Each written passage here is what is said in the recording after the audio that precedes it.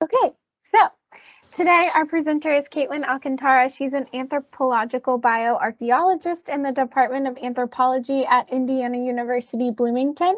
Her work is centered on foodways as tools of empowerment, melding bioarchaeological dietary isotope, I'm such a bad pronouncer, analysis, and ethnographic interviews. Her current research contextualizes food sovereignty movements in late post-classical and contemporary. What area of Mexico do you work? You pronounce it Tlaxcala. Tlaxcala. Yeah. Mexico. As a Mexican American, she is also interested in the ways food is tied to memory, identity, and homeland among Latinx Americans in the United States, and working with the land to develop embodied pedagogies of self-decolonization. It's colonization. Thank you for coming to Megan's mispronunciation webinar. Okay, so I'm going to hand it over to Caitlin. I will be moving slides along for her today, so just give us 1 minute to get set up. Great.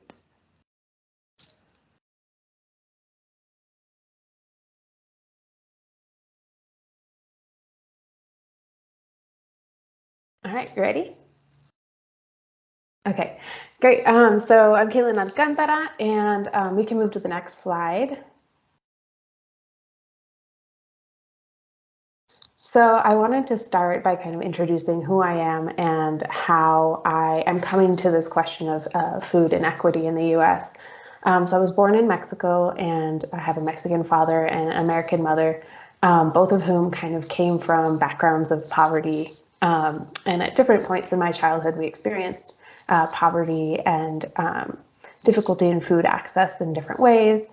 But one of the things that really shapes the way that I'm approaching this question is that when I was living in Mexico, a lot of things that I've observed at different points in time is how much the culture around food access is very much community oriented in a lot of communities of poverty versus in the US, where I grew up. My parents divorced when I was little. I grew up with my mom probably from the time I was 7 until finishing college.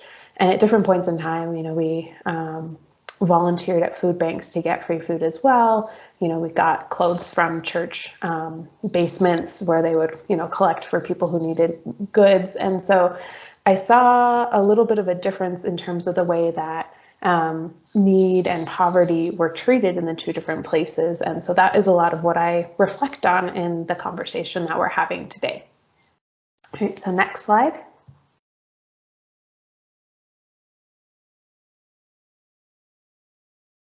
So what I will be talking about today is kind of hitting 5 main points. The first thing I want to start with is the very beginning of humankind, how we came to be the biological beings that we are and have the needs that we have to be able to survive. And then how that has kind of moved through time to the present where we are. I think a lot of times we don't think of ourselves as these animals, biological beings, but we think of ourselves as really distant from that. So tracing how that distancing happened, agriculture played a really big part. And then looking at colonialism, which was a big cultural moment in the world that shifted our relationships to food, shifted our relationships to land, shifted our relationships to place, how we have internalized a lot of things from that moment, and then moving to decolonialism, how we challenge some of the thoughts that we have inherently built into our minds and the ways we see the world just based on how we grew up and what we've been kind of absorbing throughout our lifetimes. And then I'll end with some examples of how people are challenging food systems, how they're creating community networks of support, and how we can imagine futures for food inequity, the erasure of food inequity, and what kinds of things we could put into play. The next slide. So we're starting with the co-evolution of human ecosystems. You can go to the next slide. So humans evolved over millions and millions of years. Well, And we started out closely related to what we see as like apes and monkeys now. So we grew up, we started out as our lineage started as a lineage that was very much based in the forest, based in trees, surrounded by plants. We lived primarily off of seeds and fruits. With time, we started to develop technologies, but this took a long time. So you can see the first dates here around 15 million years ago. Not until about 1.8 million years ago did we start to figure out how to cook things, how to hunt things, how to incorporate kind of complex foods into our diet. So not just grabbing a piece of fruit and eating it, but how to prepare that fruit, how to cook that fruit. And our current species, Homo sapiens, we developed our hunter-gatherer lifestyle about 800,000 years ago. So the point of this slide is just to show you how long it took us to adapt our needs, our biological systems, to the world that we live in, and how we are very much shaped by this long history of co-evolving with the plants and animals that surround us. Next slide. So that is to say that even though currently we spend a lot of time at a distance from nature, from other animals, from plants, from being outside, the way that our bodies function is very much defined by this history. So even something as simple as the way our eyes perceive the world. If this is a little activity I do in a lot of my human evolution classes, but if you think about your peripheral vision and move your hands back and see, this is how far we can see, because what we have been accustomed to is being able to move through these trees and look forward and around and see depth, to be able to grab fruits, to be able to climb trees. But also things like our nervous systems have evolved to be really centered around the rhythms of nature. And so when we divorce ourselves from that, when we move into spaces where we're moving a lot more quickly, where we're hyper focusing on things like a computer instead of this deep vision field of like being outside and noticing, oh, there's an insect over there, oh, there's an animal over there. This all kind of throws our biological systems off and results in things like having mental health issues, anxiety, feeling like a disconnection from place, feeling like we have a lot of tension in our bodies because we're not consciously interacting in the way that we spent millions of years evolving to be. Next page. So this will be a bit weird because I can't see anybody, so I'm just going to trust that you're going to follow along with me. But I wanted to ask you all to engage in this rooting practice, to tap into what our bodies already know, but sometimes we don't pay attention to. So again, thinking about the way that we rush through the day, the way that we do a lot of things without really thinking and without really paying attention to the world around us. So I'm sure a lot of you all are multitasking right now, but I'm going to ask for you to take just 2 minutes to kind of drop whatever you're doing and check in with yourself. So I'm going to have you all just close your eyes if you can, and just check in with your body. So taking some deep breaths, breathe in and out.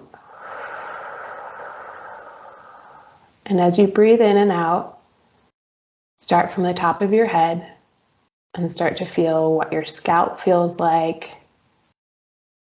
what your hair feels like. If you can imagine your brain as a muscle that's maybe all tight and thinking about all the things you have to do today, breathe out and release that muscle. And move down to your neck and your shoulders, and letting those release as well. And you might be listening to the sounds of the computer, but I want you to also listen to what other sounds are around you. Here where I am in Mexico, there's a lot of dogs barking outside.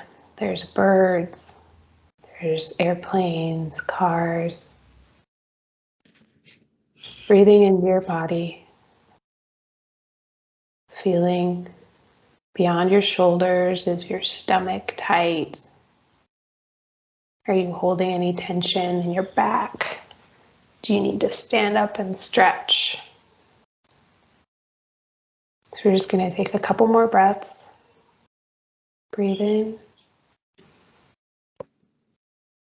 and out. One more time, in and out.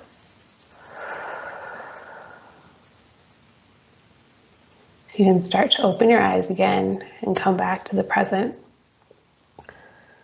But I don't know if y'all feel it every time that I do that practice. I feel like I take so much off of my shoulders and just realize, if you can hear my neck cracking, how much tension we have, how much we are worried about when, and in that worry, we kind of start ignoring the signals that our body is giving us, that maybe I need a walk, maybe I need to stretch, maybe I need to eat, maybe I need to take a nap. So all of these things that our body automatically is perceiving and transmitting through us about the temperature, what kind of day it is, how that makes our energy operate, all of this is based in our deep history of evolution as beings who are really deeply connected to the natural world around us, to the seasons, to the moon cycles, to climate shifts. And all of that is something that we need to not just push through, but really be aware of, and in terms of adapting as well. So moving on to the next page.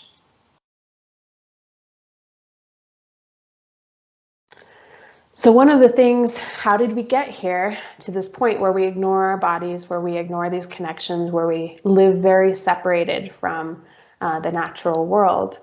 The agriculture was a development that for many populations kind of shifted our relationship to the land. Next page. So this is a quote from a book that I recommend called Feasting Wild. And it says, likely the first agriculture was accident. Bits of gathered root fell out on the way home and rerouted. Seeds thrown away during dinner sprouted near the extinguished fires. Given women's role in gathering, it's likely they took notice of these events and began to coax plants into domestication.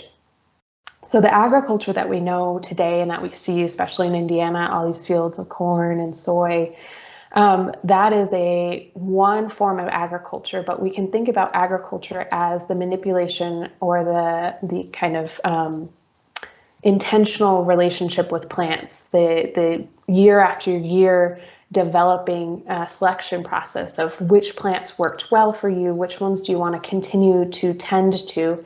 And with this relationship of tending to plants, we started to develop seasonality, maybe plans for each season of what you were going to plant instead of knowledge about what would grow in the forest or in the area that you lived anyway. Next page. And as we developed this relationship to the plants started responding as well. So we would select, this is an example of our contemporary corn, which started out as kind of a wild grass. And it would have these little seed pods that only had one row of seeds. But through time, those seed pods were collected, maybe ground up, but people were selecting larger and larger seed pods. And with time, thousands of years of time, this developed into what we know as our contemporary maize or corn. And so these relationships of coevolution, of growing together, the plant gains from providing this food to humans because humans tend it and spread these seeds. And meanwhile, humans gain because they're getting these nutrients from plants who are getting stronger and bigger. Next page. So I want to introduce a term, the term indigenous. Some of you might be familiar with this term as relating to Native Americans or different groups around the world. But the way that we're going to define it in this presentation is originating or occurring naturally in a place. I want to also preface this by saying that humans have always moved a lot around the world. And so contemporary movement isn't the first time that people have left their places. People weren't just stuck in bubbles in places for thousands of years. People have kind of had systems of trade and migration for a really long time. But what I mean by indigenous is that there are groups of people who have tended to and been in really close relationship with the landscape that they live on for so long that they've passed down knowledge about how best to care for it. And they've co-evolved culturally, biologically, to really operate on a level of balance with a space and pay really close attention to when that balance is getting disrupted. And I like this quote from Braiding Sweetgrass, another book I would recommend, that says each of us come from people who were once indigenous. So all across the world, we have indigenous populations that still exist in every single continent. But this relationship of indigeneity, as we think about it as tending, is something that has been ruptured and disrupted in more contemporary periods. And so we can think of how the movement of people, the leaving of a place, could rupture your knowledge and your relationship about how best to find balance in yourself, how best to pay attention to the world around you. Next page. So there's a few tenets of indigenous ecologies, and these are just a few, so there's a lot more to learn. But some of the ways that being in a relationship with the ecology around you from an indigenous perspective is different from being in a relationship from a contemporary capitalist kind of colonial perspective, is that there's this idea of reciprocal relationship with all living beings. So right now we center humans a lot, but there are all kinds of other living beings in the world, whether it's fungi, whether it's the dirt, the soil that we work with, whether it's the insects or the animals. And this idea that those are just as important as we are, that they are also doing a service to the maintenance of a space, is part of this idea of reciprocal relationship. Another idea is this idea of balance, that food and what we eat, how we relate to the land, isn't just about getting food in our bellies, getting nutrients in our bodies, but it's a practice that gives us emotional well-being, how great it feels to be outside into the sun, or to plant a sunflower and watch it come up and feel this kind of satisfaction of being out there. It can also be spiritual, helping you realize how you are a part of this big system. You aren't just alone, you aren't just a single being here, but rather you are, your breath, your existence is tied to this broader system of life that we have in the world. Finding physical balance, movement, your nutritional well-being, and this mental well-being as well. And then a final tenet is this idea of abundance and generosity. If you've ever had a tomato and cut it open and seen how many seeds in there, you can see this idea of natural abundance, right? That with one plant, one fruit, you can get thousands of additional fruits from it. And this is an idea that, you don't have to hoard or be super careful about how you are, protecting food sources, because if you know enough about the place you're living in, if you tend to that place well enough, it will give you food no matter what. Next page. So there's this moment in human history about 10,000 years ago that's called the Agricultural Revolution. The world has constantly been ebbing and flowing through different climate periods, and we had a really cold period just prior to this.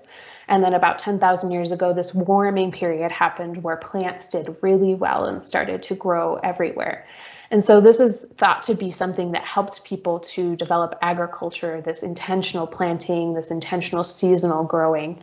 It's had varied impacts around the world, but kind of all started taking off about the same time. Agriculture could take the form of small kitchen gardens or having certain seeds and plants planted within a forest. And so you have things that are intentional and things that are kind of more naturally happening.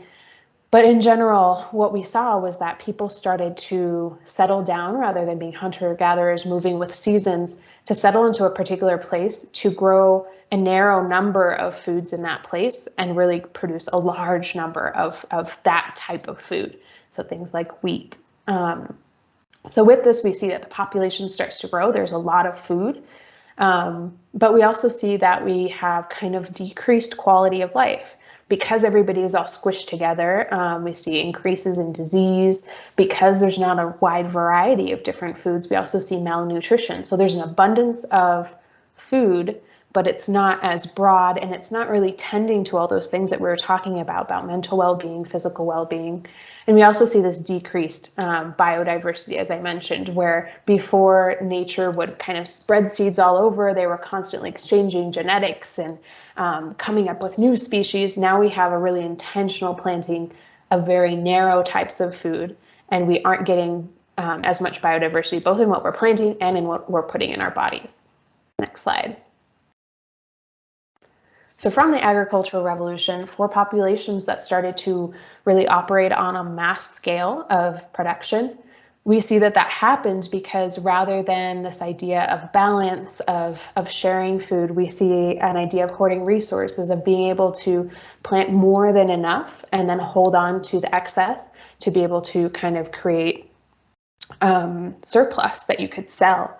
So we start to see an economic inequality happening at this point in time, where we start to have some people who are in charge of growing and hoarding all these resources and creating scarcity. Because if you think about like a town that has a certain number of fields, the people who are in control of the fields are the people who are in control of the food versus hunter-gatherers or different types of social organizations where everyone can go out and gather from whatever they need and share in that way. Also became this idea of controlled ownership of nature, where humans became the leaders, the ones that were in charge of making sure all of these fields were taken care of, that were very controlled in the way that they were taking care of the fields. They had to be planted in a certain way, they had to be harvested in a certain way, rather than allowing for the ebb and flow of different seasons or different climate shifts. The harvesting for sale needed to be really tightly controlled to make sure that it was going to be worth the money that you were getting. This also turned humans into laborers, or some humans into laborers, where rather than everybody kind of having an equal space to go out and be a part of this larger system, some people were isolated as the people who would be the ones producing this wealth, producing this food, and there was less of a balance. It wasn't economically beneficial to make sure those people were getting enough rest, to making sure those people were happy. Instead, those people became laborers, and what their value was how much can you get for us? How much can you produce so that we can gain money? And so we start to see again that social inequality is starting to happen there. Next page. So thinking about that shift and thinking about the way that we took that moment to check in with our own bodies, how, and I'll leave the chat open if y'all want to answer or just think about this, how might this shift from a system where you kind of pay attention to what's around you and have more of a relationship of interconnection, how does that shift how we feel in our bodies when it becomes a kind of rushed experience of production, of mass accumulation? You no longer have like a small kitchen garden that you're going to share with somebody else, but rather you are farming a huge field of food. And if you don't get all of that food ready right away, then that can just like mess up your economic system for the rest of the season, right? So some of the ways that we see this impacting our bodies is that we see higher levels of tension, we see higher levels of exhaustion, we see, thinking archaeologically, because I'm an archaeologist, we start to see people really working their bodies really hard and getting injuries, and we start to see, again, inequity, where we have some people who, even though they're working really hard, they're getting low quality food, and others who are not maybe putting as much physical labor in, who are benefiting from that labor. All right, next slide, please.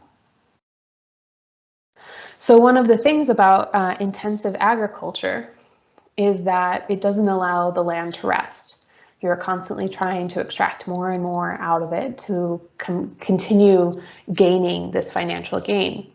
So by the 1400s, the agriculture that started kind of in Europe and the Middle East, which was the most intensive type of agriculture. Other places in the world also had agriculture, but they were more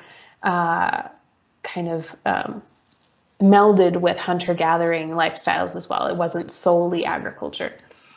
Because of this toll on land, it required constant expansion into new places who still had fertile lands and who had maybe climates that were better suited to growing year-round. Next page. So this takes us to the topic of colonialism. Next page. And I want to use this as a point to talk about why we center indigenous experiences when we talk about food inequity in the US, because I think a lot of times it might be a little confusing if, most of the populations that we're working with could be like lower income white folks or Black communities or Hispanic communities. Why are we talking about indigenous experiences in these food inequity discussions? And one of the things that we want to start from is how much this colonial rupture impacted globally indigenous communities. These subsets of communities that we talk about now, Black, Hispanic, come from indigenous populations who were either forcibly moved to what we consider the United States or had to migrate because of destruction of their indigenous lands. Next page. So colonialism, because it took place in Europe, and phenotypically, people in Europe have light skin, and Europe was the center of agriculture, center of learning all of these ideologies around accumulating wealth. The majority of the people who were leading colonialism were white European males, and they were building their wealth by murdering populations and taking over their lands, enslaving populations, displacing populations from their land globally in every single continent. Even in Europe, we have indigenous Europeans, and these are the people that became what we consider peasants, where they were kind of disempowered from their knowledge of the landscape. You think about, like when you watch any kind of medieval movie where we have these like peasants with their big, pot of gruel and all of their medicinal herbs and the killing of witches, all of that is tied to this idea that knowledge of the landscape, relationships of the landscape that weren't about production and accumulating wealth were of no use to this colonial project and needed to be removed so that this could move forward. Next page. So when we think about the food inequity issues that we see in the US, even though they impact a broad swath of people, they're all rooted in this initial dehumanizing of indigenous communities and invalidating any kind of worldview that isn't about accumulating money, that isn't about producing at this high level. And colonialism as an idea created this bubble where we believe that food is finite, because when you are narrowly producing a specific type of food, it is finite. The land gets tired and you aren't able to produce as much as if you were kind of balancing and bringing from all different kinds of natural resources. And it also, because of that limited capacity, you have to decide who is deserving of these foods and who is going to be benefiting from this and who is disposable, who becomes the laborers who you allow to live in really poor conditions, who you allow to sacrifice their bodies. And this idea of colonialism is exactly that, this idea that we agree that there's some people who are disposable. There's some people who can live with a terrible quality of life, and that's okay, because for the rest of us, we get to benefit from that. So this is kind of the root of what we need to address, this unlearning of this idea when we're thinking about food inequity in the food system. Next page. So the term decolonize stems from this unlearning of colonization, of colonial thought, and learning instead to reconnect with things that our bodies know to be true, things that our great, great, great ancestors knew to be true. Next page. All right, so thinking about how to decolonize our food system, we can move to the next page. I want everybody to kind of think about your own lineage of colonization and whose lives were altered for you to exist on the land that you are on. My family, like I mentioned, my mother is white, my father is Mexican. My mother's family were some of the first to come across to the United States, to what would become the United States. They were poor Irish farmers. So thinking about, this legacy of colonization is complicated. It wasn't necessarily people who wanted to hurt Indigenous communities. Perhaps it was. Perhaps there was racism because of scarcity in Ireland. But we see this kind of displacement that happens that then goes on to displace others. And this is something that we might feel guilty for or want to hide or not want to think about. But until we untangle all of these stories, until we look at them and understand, how did I get to be here? And how have I been shaped? How have my opportunities, how have my lacks been shaped by this history of colonization? That's when we can start to think of alternatives, think of ways to heal those histories as well. Next page. So I wanted to share with you all a resource that we created. So I have a project called the Healing Garden at Indiana University. And with a group of different activists, social movement organizers, and knowledge holders, we created a activity zine called the Soil Zine. And I'm giving you the link there, but it has a bunch of activities, it has links to readings, it has reflections for you to take that really tap into what was just on the previous slide, how you think about your lineage and how it shaped the world that we're living in and what your history is in terms of being tied to that world. Next page. So as you think about those histories, I think one of the biggest decolonial acts that you can do is to remove from your mind the idea that we all share a single history, a single story. I think in the US and in most countries, it's a nationalist practice to have that nation's single history taught very early in school.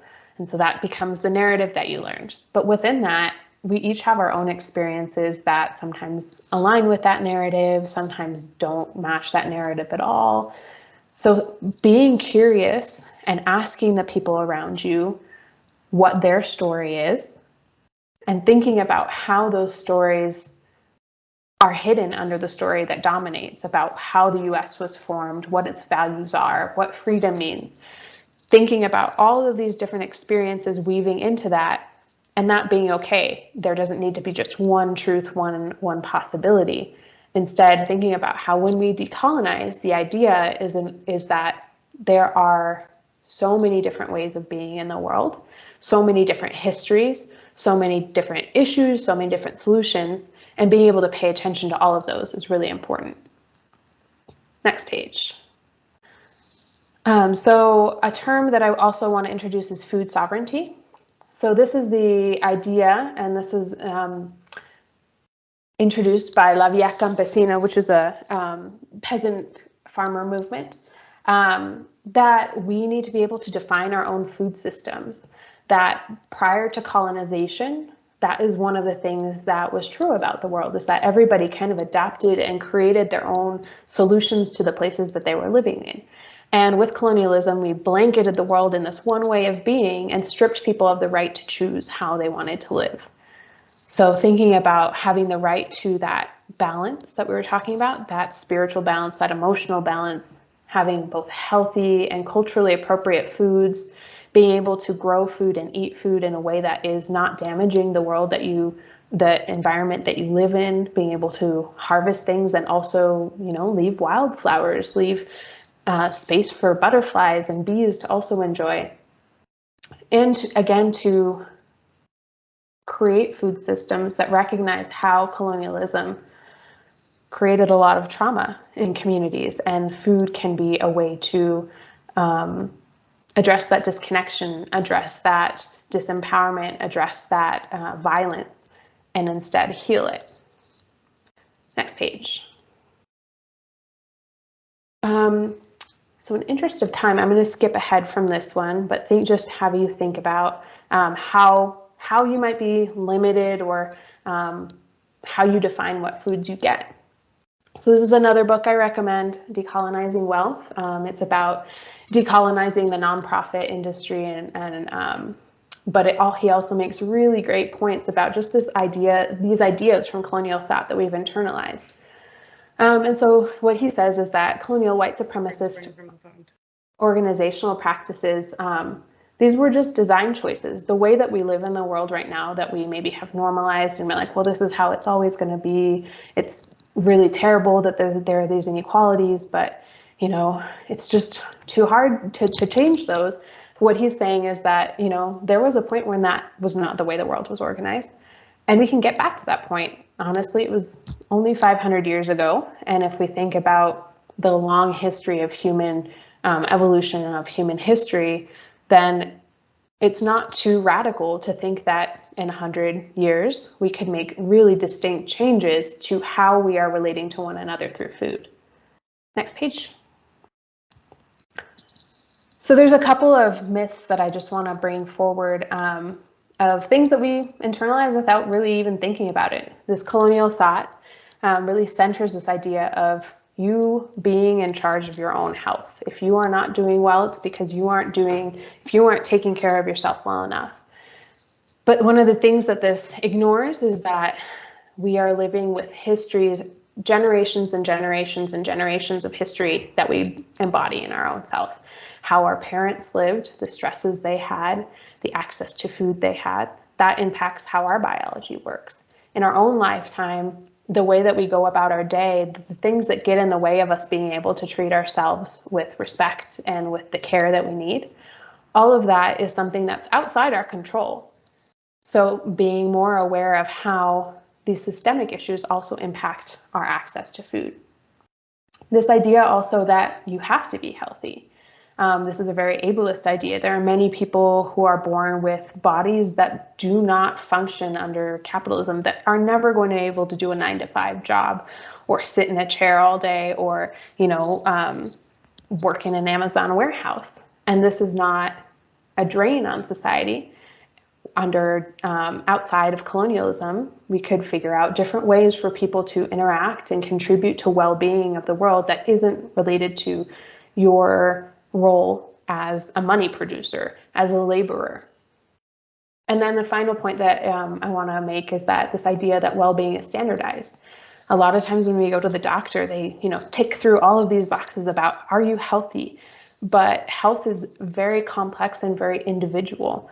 And if your body is not operating in the way that it's expected to, it's often considered wrong, or that you aren't matching up to what is expected of you from society. But a different way to think about that would be that we are each our own story, and we are each a product of our history. And so being more open and understanding of how your body is really a story. It's a story of how you've lived through the world, rather than a problem that needs to be solved. Next page. And then thinking about food inequity, some of these myths about how there isn't enough food, that food is too expensive, that sharing is draining, there's not enough resources. All of these are based in what we talked about at the very beginning of agriculture becoming this way of viewing the world where there's scarcity and lack, because the abundance of what nature gives us is being kind of funneled down into very specific purposes. When for example, a lot of community gardens are starting up, and those demonstrate how easy it is to produce large amounts of good quality food, but you have to kind of fight the fact that there's all of these spaces that are asking you to direct your energy to other things, that are asking you to work 50 hours a week so you don't have energy to produce food. but instead thinking about solutions that are focused more on, how we can share effort to make good quality food accessible and redirect it to the people who need it. Next page. So I'm going to zoom through these and just leave them for y'all as resources, because I want to make sure that we have time for some questions if there are any. But these, I think one of the great things about food sovereignty movements and decolonial food movements is that they have been around for a really long time, and there are a lot of resources to learn from. These are not centered in kind of broader media. And so sometimes you feel like, oh, I'm all on my own. This is something that I'm starting. I don't even know what to do. How do I even imagine outside of what I've normalized? But you can go to the next page. I think there is a deep history in the US of people who have been challenging these systems. And if you haven't learned about the Black Panther Free Breakfast Program, I'm just going to go on a little bit of this. So this was a program that happened in the late 60s, early 70s. And the idea was basically that people deserve to have enough food and good quality food to be able to live a day where their body is not under stress, and that this food should be given in an environment of care and of celebration rather than, kind of like a lot of food pantries. There's this feeling of just, I am begging here. And so these food breakfast programs were created to celebrate children as the new generation, Black children, and to make sure that they all started their day off at least with some care and some breakfast. And this actually was dismantled by the US government because it was challenging kind of these capitalist systems of exploitation, but it did inspire the free breakfast program that was recently discontinued in schools, but that existed for 30 years across schools in the US. Some other programs, if you just want to click through quickly, there's the People's Kitchen Collective, which is inspired by the Black Panther Party. Next page, Soulfire Farm, which has a really great book and kind of lots of resources for understanding how they are seeking to dismantle these hierarchies of access. Next. Indigent Kitchen, another really great place for resources. Next.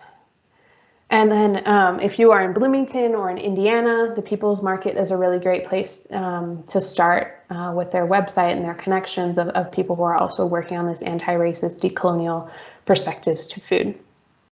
Next. So I just want to end with this idea of futurism and science fiction and food systems.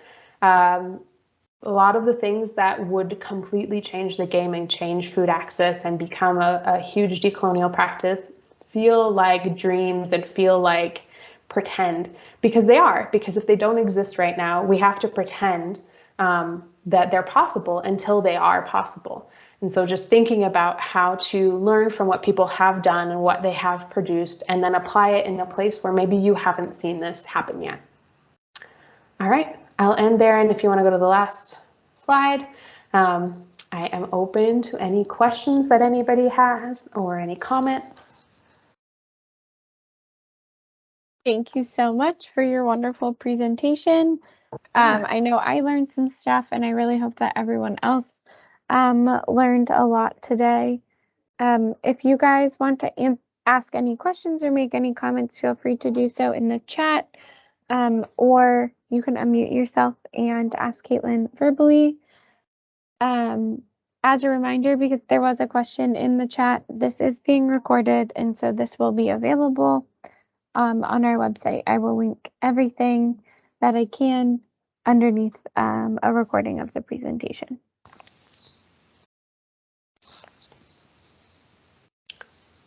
If nobody has questions yet, I would love to see where people are coming from, or like what organizations are here present and what people's kind of interest, if you wouldn't mind putting some info in the chat. Yeah. Go ahead, everyone.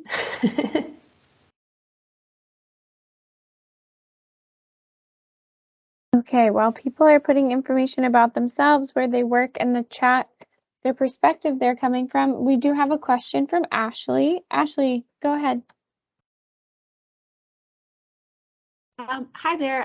My name is Ashley Gervitz, and I am a Chief Executive for the United Northeast Community Development Corporation. Our organization very much was founded by residents in the mid-90s in a community that is predominantly Black community. With that context in mind, we've been very fortunate in many ways that we're starting to build out what we consider this equitable food access initiative.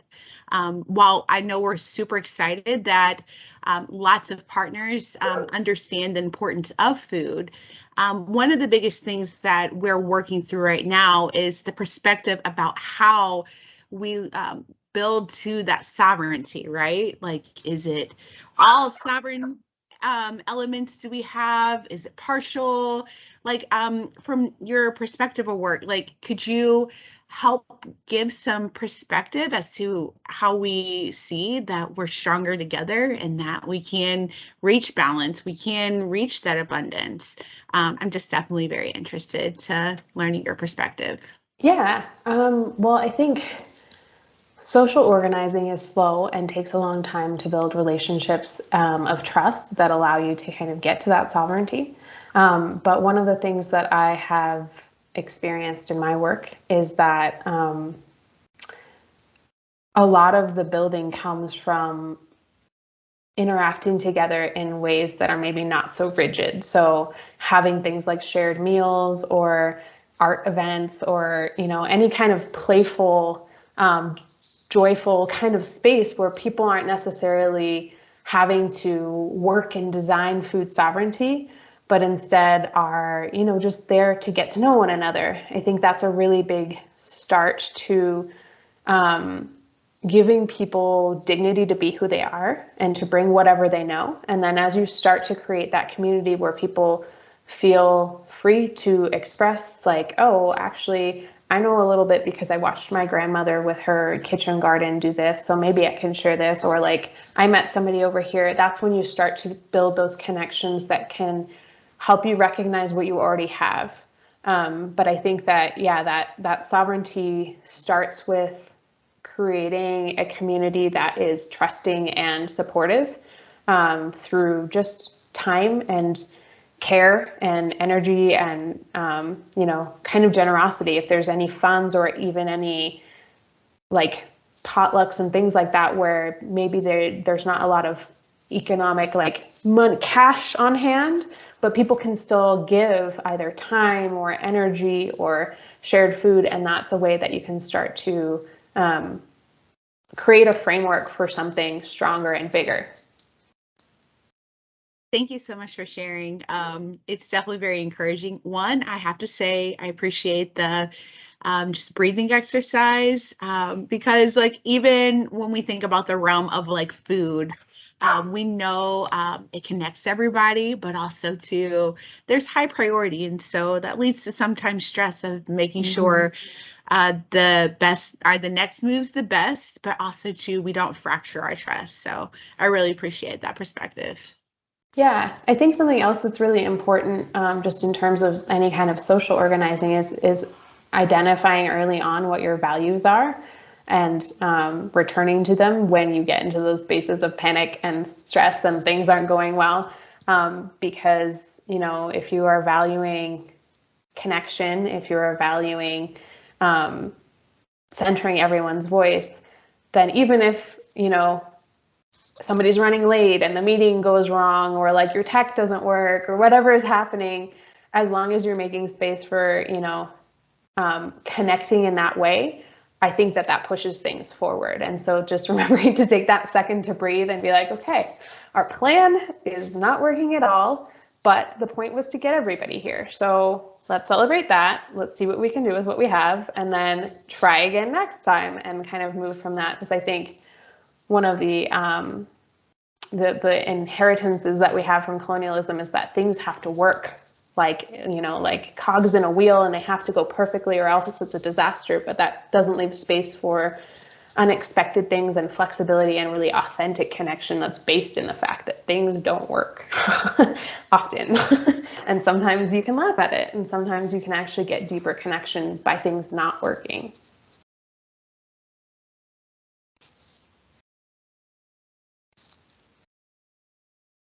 You have a lot of support for that comment here in the chat. We do have another question. Carolyn says, wonderful presentation. Thank you so much. She's wondering what, in your opinion, is the biggest barrier to more equitable food systems outside the normalization of what an American food system has become?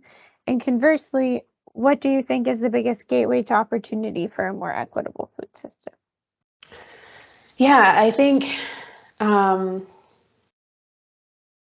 food access is definitely really important, but I think listening to one another is a skill set that we would benefit from developing, and listening to one another with respect and not with a patronizing or saviorist mentality.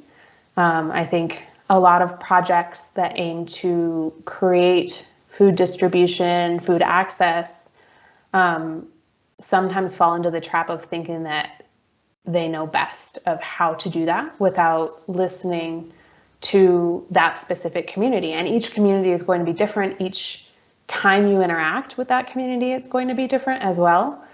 So like, for example, the pandemic completely shifted needs and capacities. And so checking back in, I think one of the best, like I was mentioning to Ashley, like having events where you invite people to just come and be, and maybe have like more exploratory spaces where you can have moments that are about, emergency meeting needs and distributing food because that's an emergency issue. But if you can also have parallel moments that are about, we'd just like to get to know you, we'd just like to hear your stories, I think that's where you're going to be able to untangle and kind of lay out both community assets, what people can contribute, and community specific needs, and also challenge this idea that, that people have to be saved instead of creating spaces where they can have empowerment to find on their own what they need. Because, saviorism and, just giving people something also kind of takes away that spiritual component, that emotional well-being component of having a space where you get to enjoy what it is to make food, or you get to enjoy what it is to harvest food. And those are all really important as well. So just, thinking about and listening and talking to the community that you're working with. Fantastic. Thank you very much. Carolyn, hopefully that answers your question. Does anyone else have any other questions? We could probably take one or two more.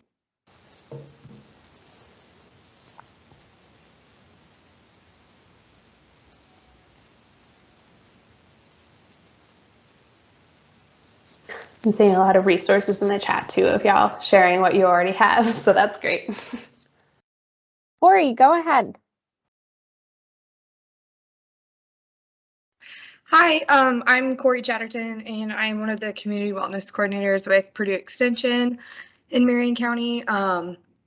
So we do a lot of work in the neighborhoods in Indianapolis surrounding food access and just kind of shifting our built environments to provide safe spaces for people to have better quality of life and improving the livability of our neighborhoods. Something that I think we struggle with, though, is like we recognize the importance of the community engagement and having our initiatives be community driven and really instilling that piece of ownership and empowerment and agency over the decisions that are made and the things that are happening. But I think one of our biggest struggles, or at least something that I've experienced, especially within like different coalitions when we're trying to do this work, is even figuring out how to do that neighbor recruitment and engagement. in a way that's equitable, but is also not like tokenizing. And I think that that's what we currently still struggle with is like, as you mentioned, just because of the way that things have been for decades, a lot of these people, are having to work 40 to 50 hours a week and are still, have families and have things that are, taking priority of their time and of their energy. And so trying to ask them to, engage in one more thing is oftentimes not feasible and is not, and I know it's important to try to like meet people in the spaces that they're already in, but again, that's, I think sometimes easier said than done, especially if like a lot of, those individuals' times are really focused on making ends meet and being in, their place of work. And so I didn't know if you had any like suggestions to that. I know it's a really complex issue, but I think making a lot of mistakes is probably a key part of that. Like, I think if it's a community that your organization is attempting to meet but is not actively part of, then often it requires kind of knocking on doors and getting them shut in your face to redirect you to the places where there will be doors that open, whether that's like with the grandparents that are retired and always home, maybe they're your entry point, the people who aren't working, or if it's offering something for kids to be able to come because everybody's always working and they'd rather, like maybe the parents can't be a part of the conversation because of labor, but their kids can be transmitting information to them through programming as well, and you are giving them childcare or education or different things that could be of service to parents who are exhausted and hoping that their kids grow up okay, but not really having energy to be able to help them to do that. But I think, like you said, meeting people where they are, being like, do people go to church? Do people, sit on their porch on the weekends? What kind of generosity can you offer where you're not asking them for anything other than for them to be themselves and already be doing what they're already doing? So, for example, like one of the outreach projects that I've done in Bloomington was to take Latin American herbs that we grew and just go door to door and give them to people and like have no expectation of, are they going to follow up? Are they going to come to our programming? I just want to offer you this and say, I see that you're here. I see what kinds of things that you are struggling with. I just want to let you know, like, I see you and thank you for being here. Here's a gift for you. If you ever find yourself with extra time, or if you might be interested in kind of like just putting your foot in the door to let them know that that resource is there, while also maybe just observing even from like a 3-minute interaction, like what might be some of the barriers. They clearly don't feel like talking to you. So maybe they're tired, maybe they're busy, maybe they don't feel safe with anybody that is not directly from their community, and kind of putting that information in your pocket and kind of collecting it. And like I mentioned, it's slow. It's slow and it's hard, but I think even the times where you think that you're failing at learning something, you're learning through like the absence, like what didn't work, and then thinking about why did that not work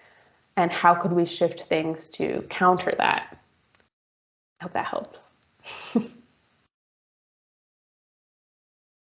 Okay, I know since we started a few minutes late, I'll take this one last question, and then anyone who has any additional questions or comments, feel free to reach out to Caitlin directly. We will have her contact information on our website. But Autumn is asking, I partner with diverse faith-based groups and the BPP, and I'm challenged with incorporating that within the community. How do I incorporate the neighbors in this? I'm not entirely sure what BPP is, but if you do know. That's the Black Panther Party. Oh, okay. Yeah, I mean, I think you can't incorporate people into things that they're not interested in. So I think rather than seeking how to incorporate them, it's seeking a common interest. So maybe just, I'm not sure exactly like what your community looks like, but maybe people watching and going to places. I think that is very a very under I'm blanking on the word. Like it's not given a lot of value, but just showing up to places and people watching and kind of like observing how things are working is a really key part of social organizing. That is like the foundation where you can start to notice like who's the leader in this space? How might they have influence in convincing other people to become a part of this? You know, are there events, if you're looking in a neighborhood, are there neighborhood events? Are there like a neighborhood chat? What does that chat look like? What are the interests in that chat? And kind of thinking about maybe not directly going into like, how are you going to form a part of this very specific thing that I'm promoting? And instead see like what things do we have in common where, again, like I could feed into something that they're already doing.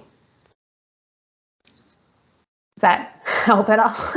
No, that's very helpful. Thank you. We just hosted our first Sustainable Saturdays, and it was great because the women that came, we all talked about our side businesses and the lotions and deodorants and things like that we make, and herbal teas and stuff like that. And it was beautiful. Like that's what I want to focus my garden on, you know, stuff like that. So yeah, that's helpful. Yeah, and yeah, of course. And I think that like I've had so many events where I've been disappointed because only 1 or 2 people showed up. But then those 1 or 2 people end up being the key people that help you grow. And so like I think also shifting expectations and really lengthening your timeline a lot and saying like, okay, maybe this year our goal is to connect with 3 people. And then like, you know, the next year maybe it's 10, and just trying to give yourself that space to not rush people into. There's so many spaces that feel unsafe or that like try and force you to be a certain way. And like I'm saying, like the point is to hold space for people's own stories, own experiences, and that takes them time to open up and share that with you. And so also giving yourself that that space to learn and kind of observe and add information to your little mental Rolodex of like how things function here. Yes. Yeah. Thank you. Well, thank you so much for taking the extra time to answer some questions for us, Caitlin. I will, like I said before, have this up next week for everyone to reference. You will be able to find it on the Indiana Grown for Schools website. If you don't commonly engage with our network, I can put that link in the chat real quick, just our general website, and you can check it out. We do have a webinar recordings page, which is where you will be able to find this one and any other webinar we've had this year on there. Thank you, Caitlin, so much for taking the time to speak with us today. I hope you enjoy the rest of your summer in Mexico and join us back here in Indiana for the school year. Yeah. All right. Thank you all. Have